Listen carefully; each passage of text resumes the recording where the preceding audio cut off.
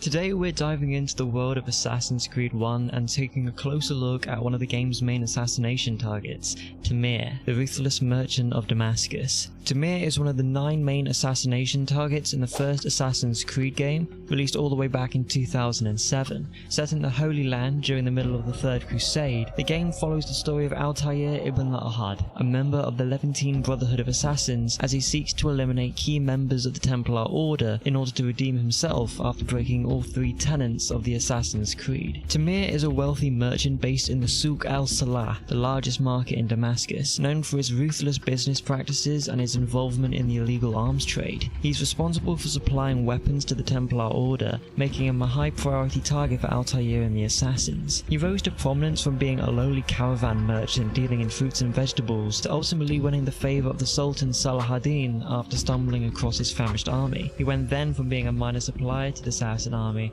to owning the largest trade centre in Damascus, selling all number of products, mostly weapons and armour. The Merchant Guild of Damascus was indeed loyal to Tamir, but it wasn't out of respect, only out of fear. When we arrive in Damascus to assassinate Tamir, we have to perform an in-depth investigation into who he is and what he's planning. Tamir is currently in the middle of preparing a huge order for the Templars, and it is the smiths of the Souk al-Salah who will make them for him. We can pickpocket a letter which reads the following: Brother Tamir, the time has come to prepare another shipment.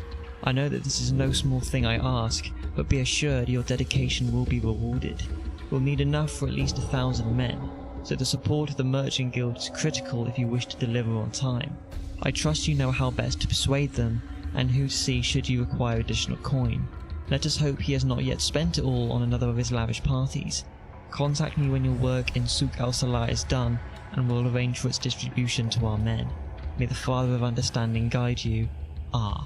From this letter we can understand a few things which make more sense once we're further into the game. The first being that the man writing this letter to Tamir is Robert de Sable, the Grand Master of the Templars. Second being that it is vital that Tamir has the Merchant Guild supporting him, which is likely why he's calling a meeting later on to discuss the shipment in question. Tamir has little faith in the men who work for him, and he oversees the work himself, often criticizing them. The third being the mention of another. The man in question Robert speaks of is the Merchant King of Damascus and fellow Templar Abdul Dakoud, this letter being the first mention of him in the game. What makes Tamir such an interesting character is his cunning and resourcefulness. He's not just a simple merchant, he's a master manipulator who uses his wealth and influence to control the people around him. This is evident in his interactions with other characters in the game, as well as in the way he conducts his business. It resorts to threats and public executions towards the people who work under him as a way to pressure his employees to meet his demands. Tamir worked closely with his brothers,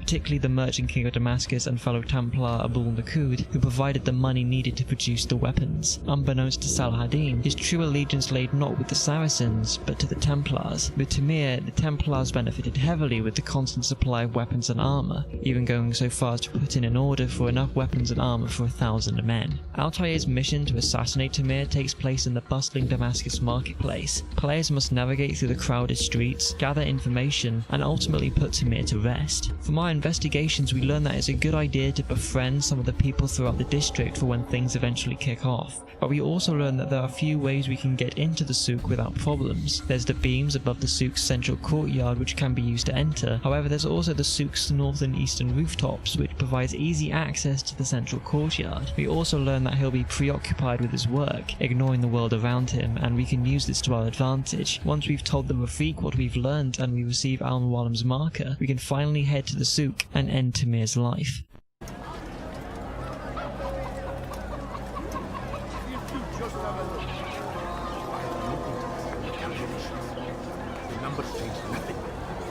Your men have failed to fill the order, which means I have failed my client. We need more time. This is the excuse of a lazy or incompetent man. Which are you? Neither. What I see says otherwise. Now, tell me, what do you intend to do to solve this problem of ours? These weapons are needed now. I see no solution. The men work day and night, but your client requires so much, and the destination. It is a difficult route. Were it that you could produce weapons with the same skill as you produce excuses. I have done all I can. It is not enough. Then perhaps you ask too much. Too much? I gave you everything. Without me, you would still be charming serpents for coin. All I ask in return was you fill the orders I bring you, and you say I ask too much? You dare disrespect me? Peace, Tamir. I meant no insult. Then you should have kept your mouth shut! No! Stop! Stop? I'm just getting started. No! Stop!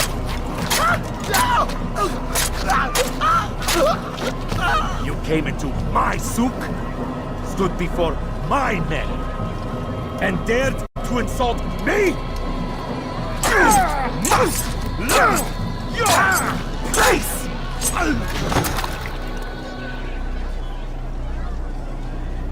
No. Leave the body.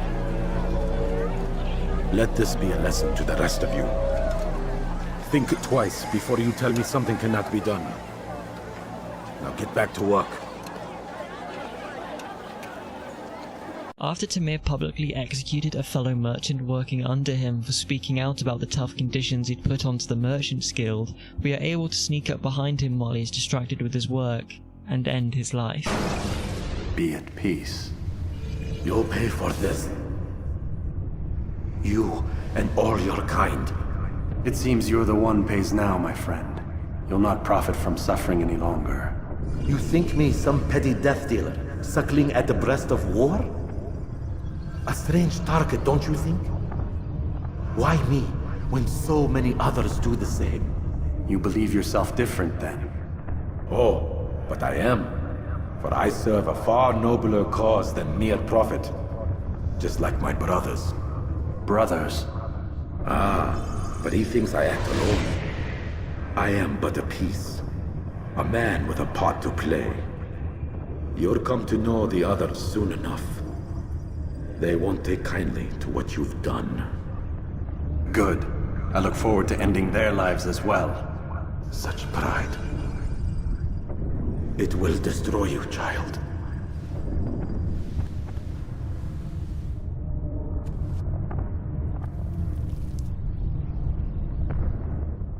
Tamir's assassination is a crucial turning point in Assassin's Creed 1 as it sets the stage for Altair's journey to uncover the true motives of the Templar Order. By eliminating Tamir, Altair not only disrupts the Templars' weapon supply, but also gains valuable insight into their plans and operations, or at least the beginnings of it. On his deathbed, Tamir rejected the idea he was some petty death dealer, and claimed that his motives were much more noble than simply profiteering. He also tells Altair that he was just a piece within the wider plans of his brotherhood, and that he'll come to know the others soon enough. As well as this, he also lets on that Altair has a lot of pride, and that it will eventually destroy him, sparking some character development into Altair. Tamir's character is a perfect example of the complex and morally ambiguous world of Assassin's Creed 1. His ruthless ambition and cunning tactics make him a formidable adversary, while his role in the larger narrative adds depth and intrigue to the game's story and how he fits into everything. Tamir's assassination mission remains a standout moment in the series, with him brutally killing one of his own men to us sneaking up behind Tamir while he's busy and assassinating him. This whole memory showcases the unique gameplay elements that have made Assassin's Creed a beloved franchise for over a decade. And that wraps up our deep dive into Tamir, the ruthless merchant of Assassin's Creed 1. I hope you enjoyed this exploration of his character and the impact he's had on the game's story. If you have any thoughts or questions about Tamir, or any characters in the Assassin's Creed series, be sure to leave a comment down below. And don't forget to like, subscribe and turn on notifications so you never miss any of our future content. Thanks for watching, and I'll see you in the next video.